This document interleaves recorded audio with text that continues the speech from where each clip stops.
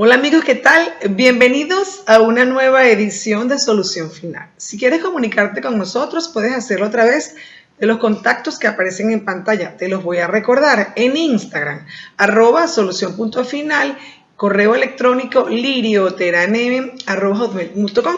Igual que puedes vernos a través de la web www.promar.tv y a través de la aplicación desde tu móvil celular, promar.tv.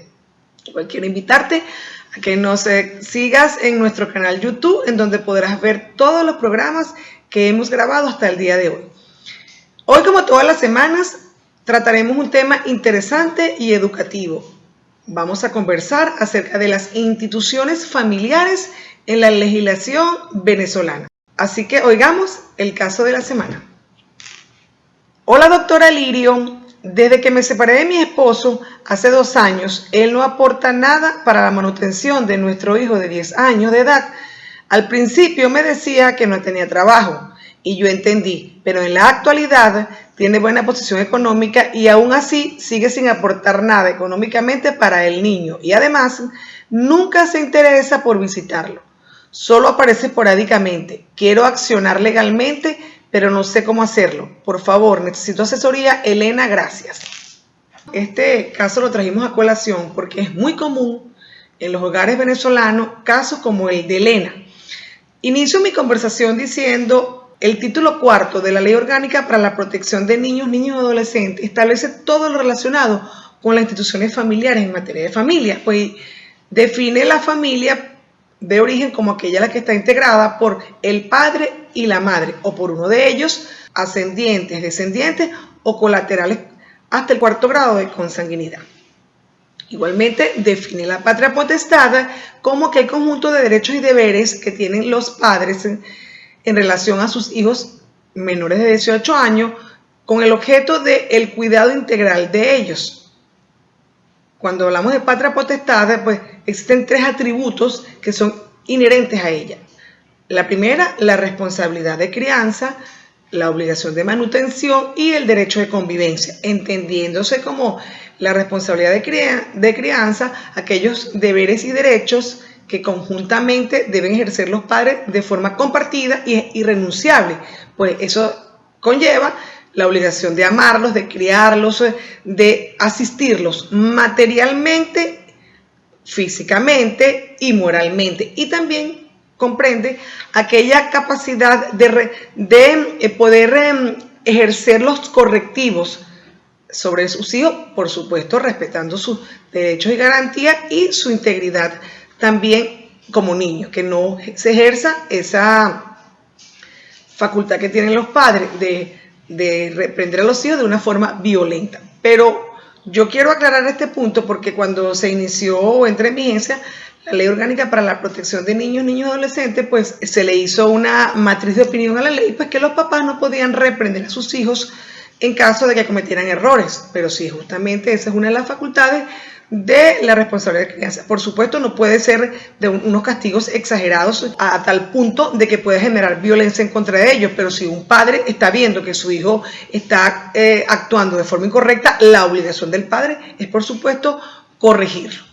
Igualmente, cuando hablamos de obligación de manutención, es aquella obligación que tienen los padres de contribuir a su hijo en todos los aspectos de su vida física, pues de su educación, de su recreación, de su alimentación, de su habitación. Y cuando hablamos de derecho de convivencia, nos referimos específicamente a aquella derecho que tiene el padre, pues que no convive con su hijo, de estrechar su relación, de tener contacto con él, que retribuyan o contribuyan a que él sea un hombre mentalmente y físicamente sano.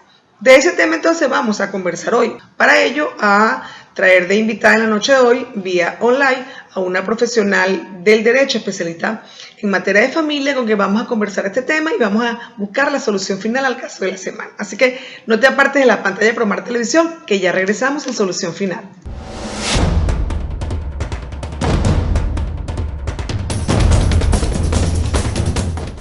Amigos, estamos de vuelta nuevamente en Solución Final. Como les dije en el espacio anterior, hoy contamos con la presencia vía online de una profesional especialista en el área.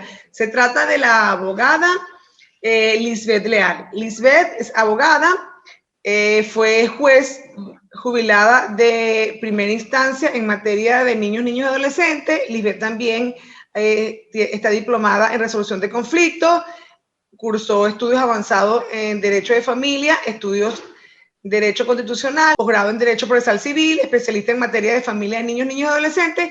Y en la actualidad, la abogada Lisbeth Leal es abogada en ejercicio en la materia de familia. Bienvenida, Lisbeth Leal, a Solución Final. Gracias, Lidio. De verdad que es una oportunidad muy agradable de comunicarme, bueno, contigo y con el público que tenga la conexión a tu programa, que sé que es bien seguido y es un programa de calidad y, bueno, me siento muy agradecida de compartir pues, tus saberes y de interactuar con tu público y contigo mismo. Bueno, muchísimas gracias a ti por aceptar la invitación. Sabemos, Lisbeth, de tu trayectoria en la materia de familia. Fuiste juez por muchos años en esa competencia en el Estado Lara. El tema de hoy se llama las instituciones familiares en la legislación venezolana.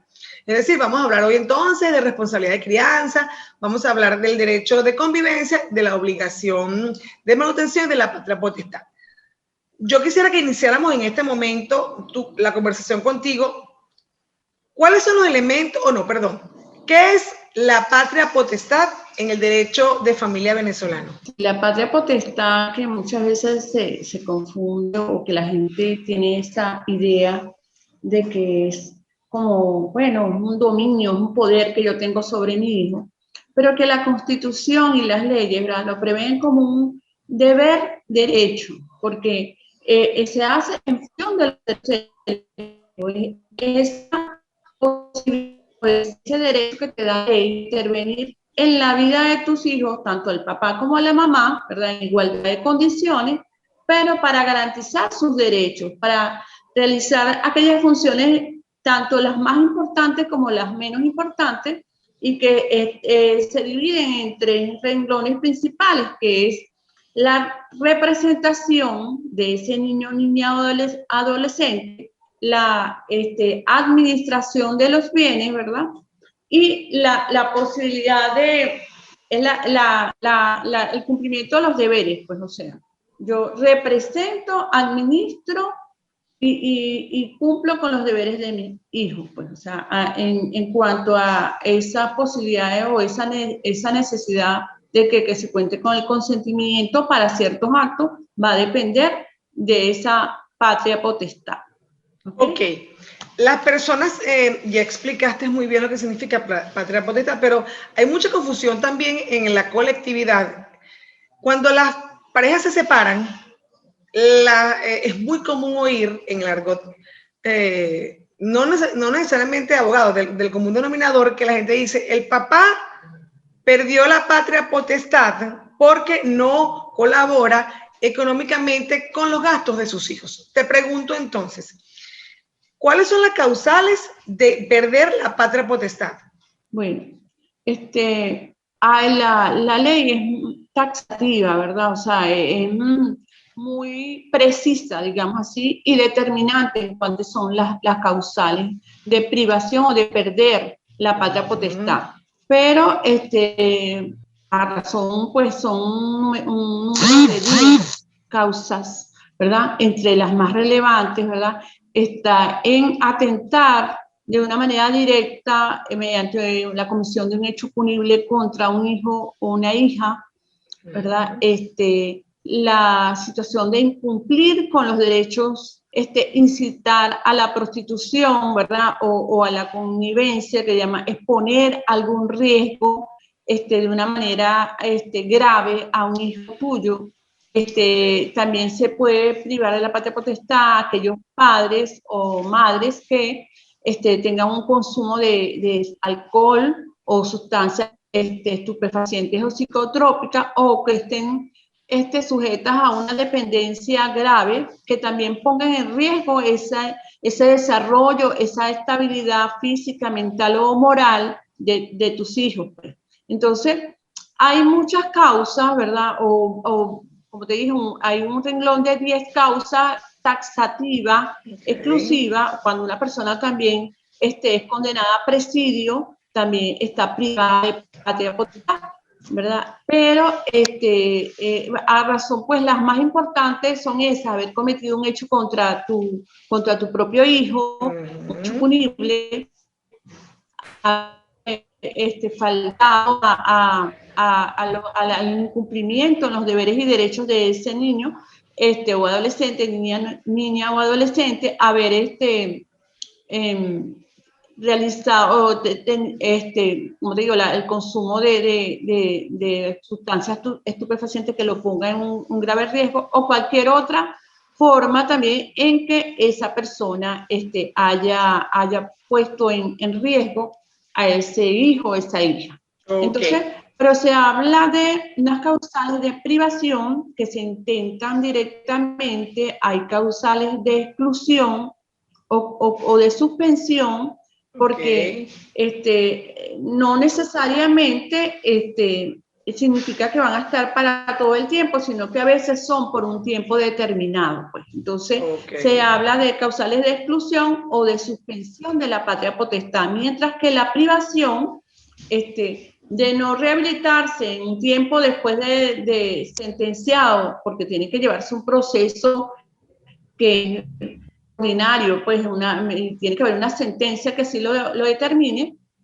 Si no se ha rehabilitado en los 2 años siguientes, o si se reincide en esa causal, entonces ahí hablamos ya de la extinción de la patria potestad, ya se pierde, pues. Pero la privación es una sanción, pues, es una sanción que dependerá de que si se reincida o de que si se cambie o se mejore la situación, se va a mantener, pudiendo llegar a la extinción, para desaparecer entonces esa potestad parental, pues, que llama la ley, o esas facultades que tú tienes para opinar y para decidir, para autorizar en determinados actos importantes de tu hijo, ¿verdad? Tomando en cuenta la edad, pues el desarrollo que tiene, que no supera la mayoría, porque no es mayor de edad. ¿Ok? Entonces, se distinguen estas distintas causales, como te digo, de privación, que de ello dependerá que un proceso se te declare con lugar o no, y que a veces hay que tenerlo bien precisado, pues en la causal, porque tienes que demostrar que efectivamente eso es así, ya que esta patria potestad el Estado la ha regulado, pues, en pro de garantizar los derechos de los niños, niñas y adolescentes, y entonces interesa al orden público, pues es una cuestión de interés público y de orden público que va a ser muy bien tutelada. ¿Cuál es el procedimiento que se debe ejercer en un tribunal para poder solicitar la privación de la patria potestad? ¿Qué tipo de procedimiento es? ¿Ante qué tribunal se ejerce? Entonces, ante el circuito judicial, porque en la mayoría de los estados ya hoy en día en Venezuela se cuenta con circuitos judiciales, a excepción de 1 o 2 estados en donde no está constituido el circuito judicial, pues vamos a acudir ante el circuito judicial de protección de niñas y adolescentes para instar el procedimiento mediante una demanda de privación, ¿verdad? O extinción, si se tratare, pero hay una circunstancia que la ley prevé, que esta acción, la titularidad en principio es del Ministerio Público, ¿ok? O sea que hay unas limitantes entre el titular de esa acción de patria potestad. Pero quiero dejar que en principio, porque la jurisprudencia ha venido cambiando y modificando esta situación, de manera de que se le haya permitido también al padre o madre que no esté incurso en la causal, claro, a los abuelos, cuando en interés superior de ese niño vea que está sucediendo un hecho que está perjudicando a esos niños, claro, también lo faculta. Claro, puede ir, estas personas tienen dos posibilidades. La primera, y que establece la ley, es acudir directamente al Ministerio Público para que a través de él se instaure la acción. Pero la otra posibilidad es actuar de manera directa, porque la jurisprudencia ha establecido que también existe esa posibilidad, actuar al Ministerio Público, ¿verdad? Hay la obligación de notificar al Ministerio Público, pero también es, le da esa facultad a los interesados, claro, inclusive a las personas que están detentando la representación de ese niño, niña, adolescente, sea a través de una colocación familiar, para intentar la privación de patria potestad cuando existen esas causales específicas, ¿ok? ok. Entonces vemos que el procedimiento también que ha de seguirse, ya que es demanda, será el procedimiento ordinario. O sea, en este caso no habrá fase de mediación porque ahí no hay manera de convenir. En que ese es un punto importante. Porque siempre la gente dice, pero si él está de acuerdo en renunciar a la patria potestad, la Constitución y la ley es clara en que es irrenunciable. ¿Ok?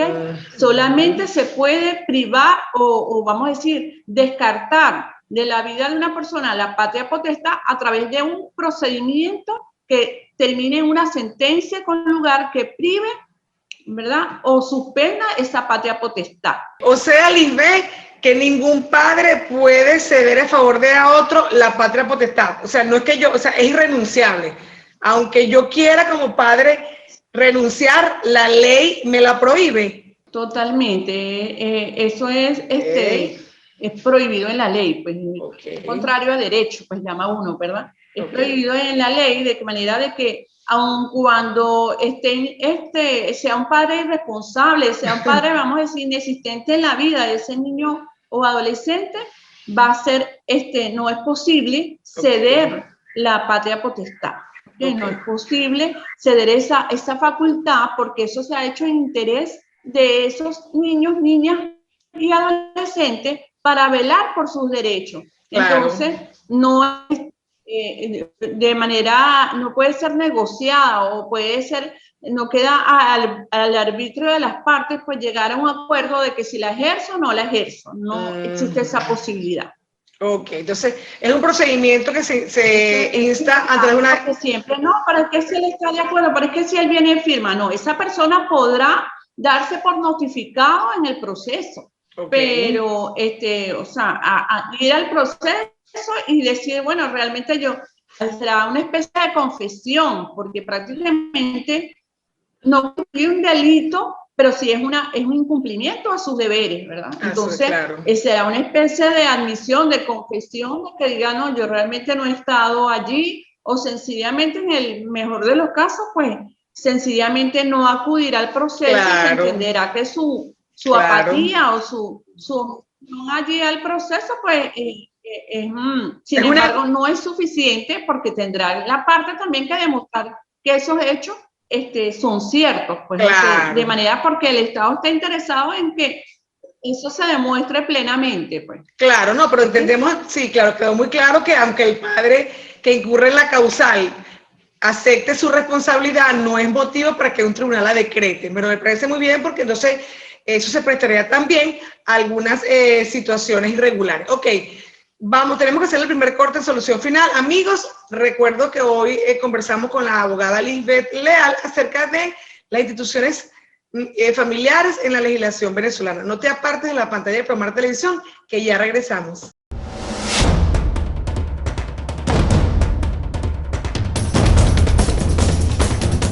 Amigos, estamos de vuelta nuevamente en Solución Final. Como les decía en el espacio anterior, hoy les recuerdo que conversamos con la abogada Lisbeth Leal acerca de las instituciones familiares en la legislación venezolana. Lisbeth, culminábamos en el espacio anterior, estábamos hablando de la patria potestad. Tú explicaste cuál es la causa de la privación de la patria potestad y pues conversaste que el procedimiento había que incoarse en un tribunal de protección. Una vez ya establecido perfectamente cuál es el procedimiento, quería que tú habláramos un poquito de uno de los atributos de la patria potestad, como es la responsabilidad de crianza. ¿Qué es responsabilidad de crianza en la legislación familiar venezolana? Ok, entonces, te puedo decir que la responsabilidad de crianza, ¿verdad? Vamos a decir, conlleva o tiene incluidos los otros atributos por los cuales uno cría, ¿verdad? O mantiene a un niño. Entonces, vamos a decir que la patria potestad es el género y la especie, ¿verdad? Es la responsabilidad de crianza, ¿verdad? Entonces, dentro de la responsabilidad de crianza, o sea, tenemos la representación, la responsabilidad de crianza y la administración de los bienes, pues dentro de la patria potestad. Ahora bien, entonces en esa especie de la responsabilidad de crianza, claro, te voy a nombrar el artículo para conocimiento, Sí, bien, pero claro. sabemos que pues la idea es llevar la información de una manera un poquito más sencilla, pero el artículo 358 de la Ley Orgánica para la Protección del Niño, Niña y Adolescente establece cuáles son los atributos que entran de la responsabilidad de crianza, ¿ok? Entonces, allí inclusive, bueno, el legislador quiso incluir allí como primer punto el amor, que eso sería un tema muy especial, porque Claro. es una de las constituciones de las leyes progresistas que establecen ese atributo que es tan normal, natural, pero que está allí. O sea, lo primero que tenemos que hacer es cuando tenemos esa responsabilidad de tener un hijo, esa responsabilidad de criar a un hijo, es amarlo. Claro. Y yo digo que, bueno, cuando lo amamos, ¿verdad? Tenemos todo lo demás tiene que ser perfecto, porque por eso el amor es el primer mandamiento de Dios, amar. Amarse a los otros. Amar a los otros como a ti mismo. Y amar a Dios, pues entonces amamos a nuestros hijos. Entonces, pero además de eso, entonces está proteger, cuidar, vigilar, supervisar. Está la asistencia, el deber de asistir materialmente a tu hijo, que es lo que engloba la mansión. Y bueno, cuando amamos y cuando vigilamos, supervisamos, para eso también, ¿verdad? Se requiere la convivencia familiar, compartir con ese hijo, ¿verdad? Se supone que en una situación normal, pues vamos a estar compartiendo con nuestros hijos porque vivimos bajo el mismo techo. Pero cuando hay separación, divorcio u otro asunto, ya es necesario o sencillamente no se convive, no se ha llegado ni siquiera, nunca hemos convivido, pero tuvimos un hijo en común, también existe el derecho de convivencia. ¿Ok? Ok. Se supone pues que cuando las parejas viven en el mismo techo, no pasa nada, ¿verdad? Porque esa responsabilidad de crianza debe ser fácil. Pero vamos a hablar ahora en el supuesto, Lisbeth, que hay una gran... Tú como juez pues tuviste la oportunidad de conocer muchos casos, cuando los padres están separados, cuando los padres están divorciados, cuando los padres ni siquiera nunca han vivido, han sido parejas, sino que simplemente pues tienen un hijo y cada quien vive por su lado. ¿Cómo se maneja, Lisbeth, esa responsabilidad de crianza? ¿Cómo se maneja ese derecho de convivencia y cómo se maneja esa obligación de manutención? Establecida como entonces la filiación, pues que ese es el padre o la madre de ese niño, o sea que en su partida aparecen quiénes son los padres, ¿verdad? De ese niño.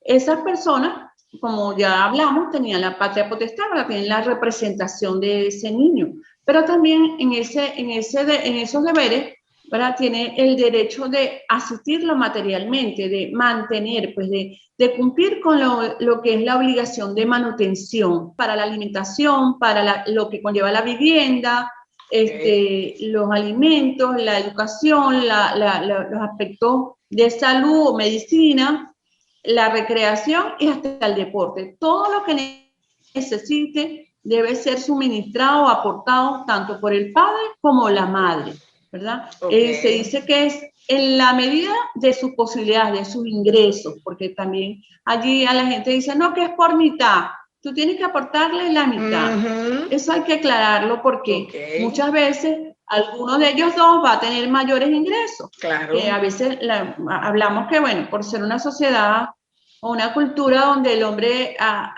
desempeñado mejores cargos o está en mejor posición muchas veces, pero a veces también las mujeres han logrado, ¿verdad?, desarrollarse profesionalmente de una mejor manera y tal vez ellas tengan mayores ingresos. Entonces, el aporte cuando se está separado, cuando no se vive en conjunción, o sea, cuando no vivimos bajo el mismo techo con nuestros hijos, debe ser de esos ingresos.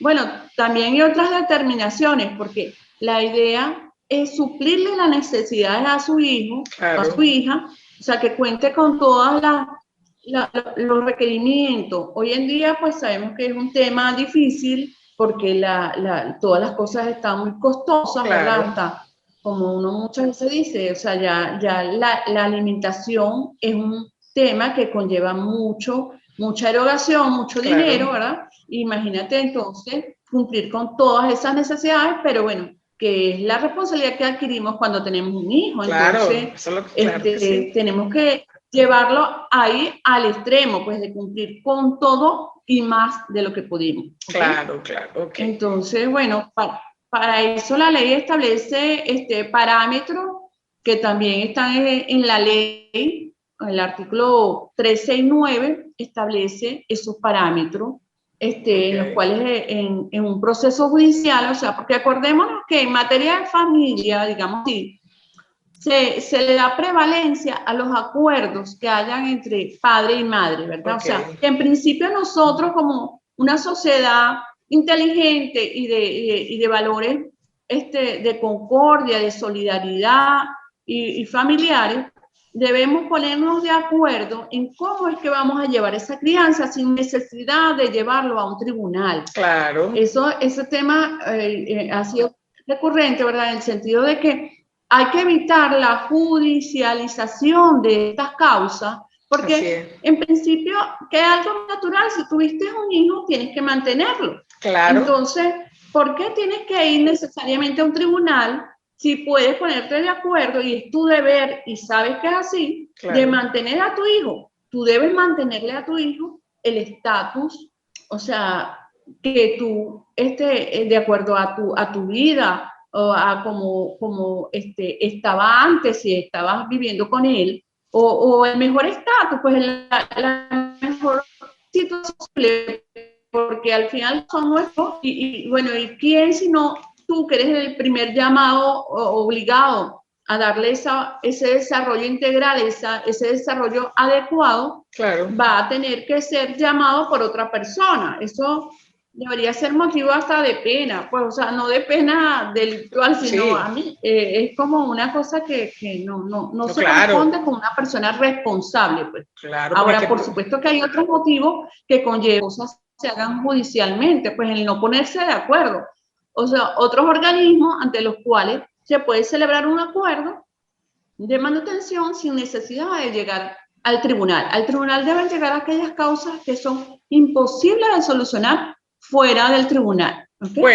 Bueno, de eso también, ese es el deber ser, Lisbeth, que debería llevar al tribunal, debería llegar solamente lo que no se puede poner de acuerdo, pero últimamente la experiencia dice que el contradictorio entre las parejas ha aumentado. Yo pienso que yo creo que la pandemia ha agudizado eso, y bueno, tú que trabajas con esta materia sabes cómo están llenos los tribunales de protección, pues de demanda de manutención y pues de convivencia familiar. Es importante que aclararas, Lisbeth, que el aporte de los padres no es la mitad, es de acuerdo a la posibilidad económica de cada uno, porque yo también quiero decirte que no la regla, pero la gran mayoría de los casos, el hombre tiene mejor capacidad económica que las mujeres. Ha sido mi experiencia profesional y yo me imagino que tú y yo estamos de acuerdo en eso. Ok, explicaste entonces que en caso de que no se pongan de acuerdo, pues recurren a un tribunal para demandar la obligación de manutención. Te quiero preguntar algo. ¿Esa demanda de obligación de manutención se puede hacer conjuntamente con la demanda del derecho a convivencia familiar? Del derecho a convivencia, sí, hacer de manera conjunta, ¿ok? Como cuando hacemos un divorcio, pues deben estar reguladas todas esas instituciones, pues, ¿verdad? Debe establecerse cómo va a ser eso, porque eso forma parte de la vida de la supervivencia del niño, pues niña o adolescente, pues es la vida misma. Entonces, si la ley lo permite, que se haga de manera conjunta. Claro, habrá que tener buena técnica, ¿verdad? Para que no se liguen, pues no se haga un pacto que pues dice uno, o una confusión allí entre lo que se está solicitando, pero sí se puede, la ley lo plantea, que esa posibilidad de hacer esas dos solicitudes en una sola demanda, de manera conjunta. Explicaste ya que encerraba la obligación de manutención. Entonces ahora vamos a hablar un poquito del derecho de convivencia. ¿Qué encierra del derecho de convivencia de uno de los padres, o de los padres no custodios? Porque el que demanda la convivencia es el padre no custodio. ¿Qué encierra ese derecho de convivencia? Ajá, la convivencia, por eso tuvo el cambio y la denominación cuando hubo la reforma de la ley orgánica de protección, ¿verdad? Okay. Porque no es la visita, no se puede visitar al hijo, no se debe, o sea, plantear de que, bueno, pero tú lo viste, tú lo visitaste, no. Habla de convivencia familiar, porque debe ser ir hacia un compartimiento que implique nada más que yo estoy 2 o 3 horas con ese niño o niña, Claro. y más si se trata de un adolescente, que debe ser de una manera de calidad, porque claro. ellos tienen en su desarrollo, pues ya, y con todo lo que hoy implica de que están conectados a las redes, sí, y de que tienen sus amistades, y que tienen un sinfín de, a pesar de la pandemia, que eso también lo vamos a tomar en cuenta, la pandemia en este sí. tipo de asuntos, ¿verdad? Porque cuando se está separado, entonces hablamos de las normas de bioseguridad para acceder o para tú ir a compartir con tu hijo, o sea, claro. La responsabilidad que tienes en ese caso, ¿no? Pero como te decía, la convivencia plantea entonces la posibilidad de comunicarte a través de las redes, o sea, por videollamadas, por teléfono, claro. por Facebook, por todas estas redes sociales, ¿verdad?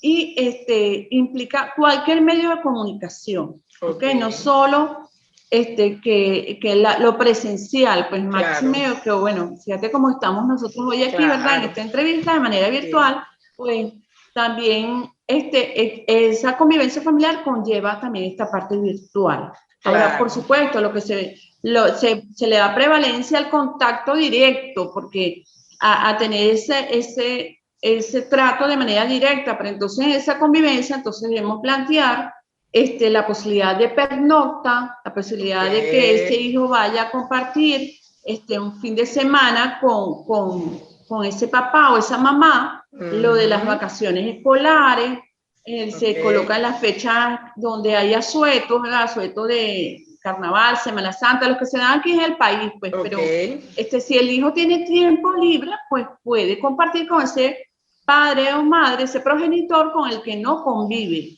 ¿okay? Okay. Y la idea es que participe de esa vida de ese hijo con el que no convive, tanto en lo recreativo, en lo deportivo, que también tenga acceso a ir al colegio a preguntar cómo están las notas, cómo va, o sea, que eso esté planteado allí, porque en esa medida ese hijo tendrá mayor equilibrio, ¿ok? Claro. Mayor equilibrio, claro. Hay casos, y quiero dejarlo también sentado, donde esa convivencia muchas veces es contraria al interés superior, en donde tiene que ser supervisada, okay. En donde tiene que ser limitada, porque existen circunstancias especiales que así lo aconsejan. Entonces, como te decía también, en materia de pandemia ahorita también es un tema y se nos ha planteado en algunos casos, pues donde si esa madre o ese padre no son una responsable, no toman las medidas de bioseguridad, son personas que andan por allí en las claro. llamadas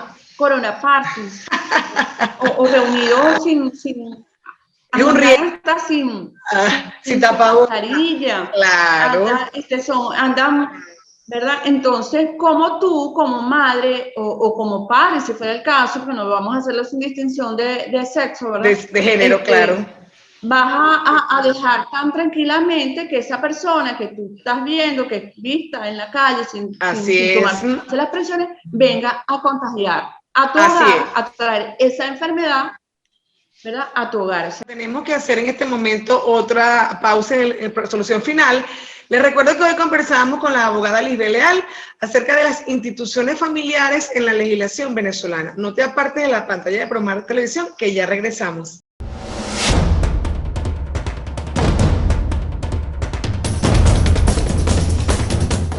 Amigos, estamos de vuelta nuevamente en Solución Final. Les recuerdo que hoy conversamos con la abogada Lisbeth Leal acerca de las instituciones familiares en la legislación venezolano. Y como siempre nos corresponde en este último espacio, dar la solución final al caso de la semana. Ya tú leíste el caso. ¿Cuál es la solución de Lisbeth Leal como especialista en el área de familia al caso de la semana? Mira, la solución es sencilla. Debe acudir ante la defensa pública, ante el Ministerio Público o ante un abogado, ¿verdad? Para que le asista en la introducción de una demanda de manutención y convivencia familiar. Porque aun cuando no es la persona que está solicitando la convivencia, le interesa a su hijo. Y puede solicitar allí que se estipulen medidas preventivas para asegurar esa manutención o para que se cumpla esa manutención de manera anticipada a la sentencia.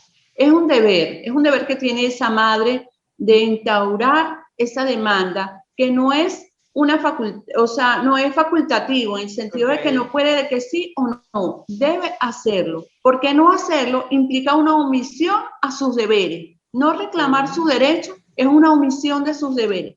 Entonces, acude a los corrientes, que hay inclusive órganos públicos pues, que están para ejercer esos derechos, o su abogado de confianza para que lo asista en la demanda de alimentación y convivencia familiar, de manutención, perdón, y convivencia familiar, para reclamar los derechos de su hijo. Es totalmente procedente y es un deber. Entonces no hay medias tintas. ¿Qué requiere? Básicamente la partida de nacimiento como documento principal fundamental, que es sine qua non, y establecer cuál es el monto que va a solicitar o que requiere de manutención. En el caso planteado, la persona está sujeta a subordinación de una empresa, o sea, es empleado. Claro. Entonces, hay mayor posibilidad de que esa medida preventiva se ejecute apenas el tribunal la dicte, la prevea, que eso es algo de derechos fundamentales y el tribunal seguramente lo va a proveer rápidamente dentro de las circunstancias, pero está totalmente factible obtener la satisfacción del derecho. Además de esto, y en concatenación con lo que hemos planteado, el hecho del incumplimiento a ese deber de manutención y de convivencia familiar le va a dar a usted más tarde también la posibilidad de privar de patria potestad a ese padre o madre irresponsable. Pero si usted no lo ha solicitado, si usted no lo ha demandado y un tribunal no lo ha determinado, usted, por más irresponsable que sea ese padre o esa madre, le va a ser difícil obtener una privación. Entonces, vamos a tener a un padre que, aunque irresponsable y ausente, va a tener unas facultades que no es merecedor, pues. Claro. Entonces, su hijo además tiene el derecho de que ese padre lo supla, lo asista, ¿verdad? Claro. Pero además ese padre no debería tener ninguna facultad si no ha cumplido. Pero ¿cómo hacemos todo esto? ¿Cómo materializamos toda esta realidad? Demandando. Es necesario accionar, y para eso el Estado ha puesto organismos públicos como la defensa, el Ministerio Público, pero para solicitudes recordemos que hay la posibilidad de que llamemos primero un acuerdo, y para esos acuerdos sí podemos utilizar la defensoría. Entonces, primero vamos a llamarlo, a ver si a lo mejor él con el primer llamado quiere hacer y valer o sea, quiere someterse al cumplimiento de la manutención, quiere cumplir, porque a lo mejor lo que le faltaba era un empujoncito, un llamado de la ley que le dijese, y a lo mejor llega al acuerdo. Si no llegó a ese acuerdo, entonces, o a veces la gente, parece mentira, entre más económicas tiene, a veces es más duro, pues, o sencillamente más caprichoso para, a lo mejor, como está bravo con la madre, entonces no quiere suplir al hijo, porque esa es la otra cosa, ¿verdad? La otra situación, que en estas manutenciones y convivencias y todo esto, muchas veces se hace a capricho porque tenemos un conflicto con la pareja y entonces ponemos al niño, al hijo en medio a sufrir las circunstancias. Entonces, en ese caso seguramente habrá la necesidad de hacerlo judicialmente. Claro, la convivencia igual, la puede solicitar por separada o en la misma solicitud, porque, como le digo, es un derecho de tu hijo, no es un derecho tuyo, no es un derecho del papá, es un derecho del hijo principalmente a ver a su padre, a compartir con su padre, Claro. pero que muchas veces también hay que arreglarlo por las horas, por los días, para que la gente no lo haga de una manera desordenada. Así Esa es mi solución a este caso. Clara y concisa, no hay derecho, no hay lugares a duda. Ahora bien, ¿cuáles son, después que tratamos este tema tan interesante en el día de hoy, Lisbeth, cuáles son tus recomendaciones como abogada especialista en el área de familia para todas aquellas personas que hoy nos escuchan en la noche de hoy, los televidentes de Solución Final, que pudieran tener una situación igual? ¿Qué le recomienda la abogada Lisbeth Leal a estas personas que nos escuchan en la noche de hoy para poder solventar una situación de este estilo? Bueno, definitivamente la idea siempre es conversar. A veces, como yo dije antes, pues es necesario instaurar una acción, ejercer estos derechos, ¿verdad? Porque por nuestros hijos nunca debemos ser omisivos, no debemos ser tampoco dejar esa. Yo sé que ir hoy en día a un tribunal constituye una situación por demás pesada, o sea, es un esfuerzo bien grande que se hace, pero la defensa de los derechos de los niños, niñas y adolescentes no pueden quedar como un segundo plano, o sea, es la vida misma de nuestros hijos la que está en discusión, o sea, bien, de algo tan pudiera decirse tan sencillo, porque no tonto, como la convivencia familiar, puede jugar una situación muy grave en la vida de tu hijo, pues tanto como que se dé como que no se dé, porque a veces es necesario regularla porque puede conllevar una convivencia con un padre no apto, con un padre que tenga conflictos, con padres abusadores, puede trastornar, ¿verdad? Y trastocar la vida de tu hijo. Y bueno, la manutención es la supervivencia del ser humano. Y la responsabilidad de crianza, en la medida que vamos como en retroceso, en el sentido que primero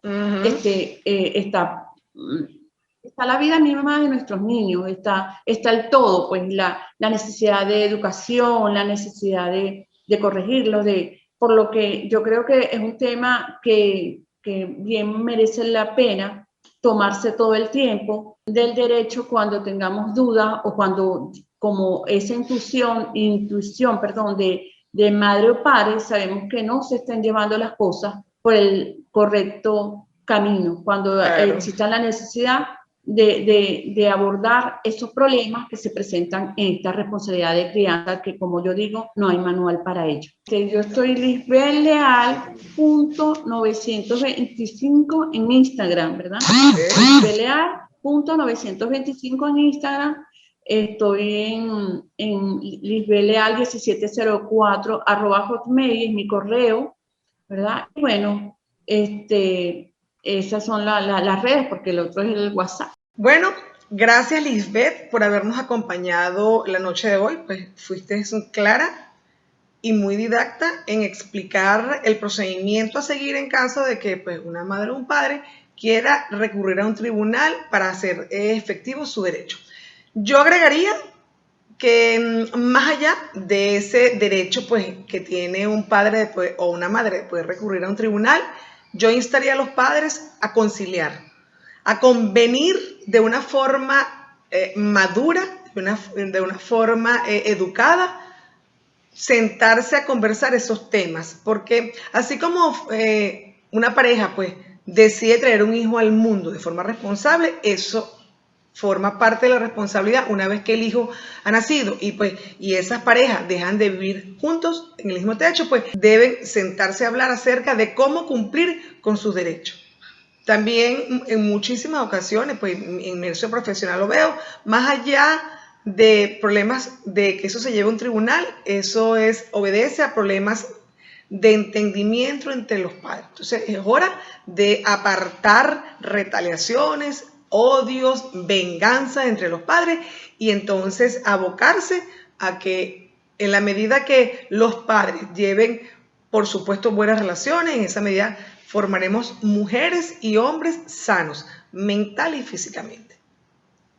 Quedó claro que si un padre o una madre no puede entonces convenir con el otro progenitor en relación a la obligación de manutención y al derecho de convivencia, pues tienen una acción que es ante los tribunales de protección de niños y adolescentes del domicilio del niño, y será entonces a través de un árbitro quien tenga que decidir cómo será ese régimen de manutención y ese régimen de convivencia familiar. No hay más nada que decir entonces, sino que nunca es tarde para hacer el bien. Y definitivamente, si tú conoces el problema, encontrarás la solución final. Nos vemos la próxima semana, Dios mediante. Chao.